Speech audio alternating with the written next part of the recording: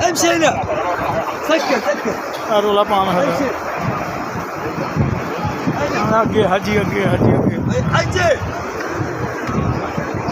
Hemşe. ਇੱਥੇ ਔਰਤਾਂ ਅੰਦਰ ਲੈ ਲੈਣੇ ਇੱਥੇ ਇੱਧਰ ਔਰਤਾਂ ਨੇ ਇਸ ਸਾਈਡ 'ਤੇ ਔਰਤਾਂ ਨੇ ਇੱਧਰ ਸੱਜੇ ਪਾਸੇ ਮਰਦ ਨੇ ਇਹ ਸਾਰੇ ਪਹਿਲੇ ਇਹਨਾਂ ਜ਼ਿੰਮੇਵਾਰੀ ਹੈ ਸਾਈ ਪਹਿਲੇ ਨਾ ਅਗਲੀ ਜਗ੍ਹਾ ਪੂਰੀ ਕਰਾਉਣੀ ਫਿਰ ਇਹਨਾਂ ਇੱਧਰ ਪੜ੍ਹਨ ਦੇਣੀ ਇਹ ਬਾਹਰ ਦੇ ਸਾ ਮਸਜਿਦ ਦਾ ਜੀ ਆਰਮ ਸ਼ਰੀਫ ਦਾ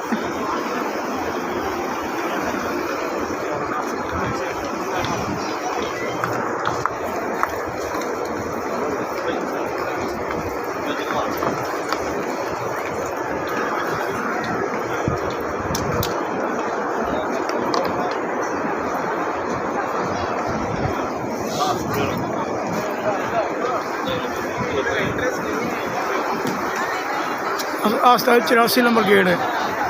79 ਉਹ ਜਦੋਂ ਉਮਰੇ ਵਾਲ ਜਾਂਦੇ ਨੇ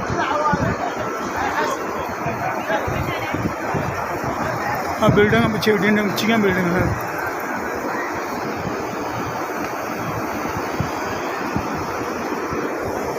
आबे जमजम लोग पी रहे थे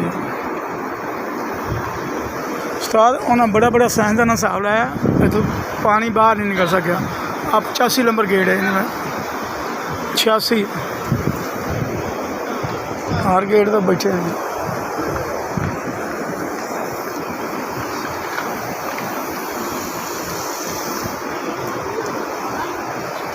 अब पानी की फुहार चलती पखे बिहाजियां में पानी ठंडा ठंडा आ रहा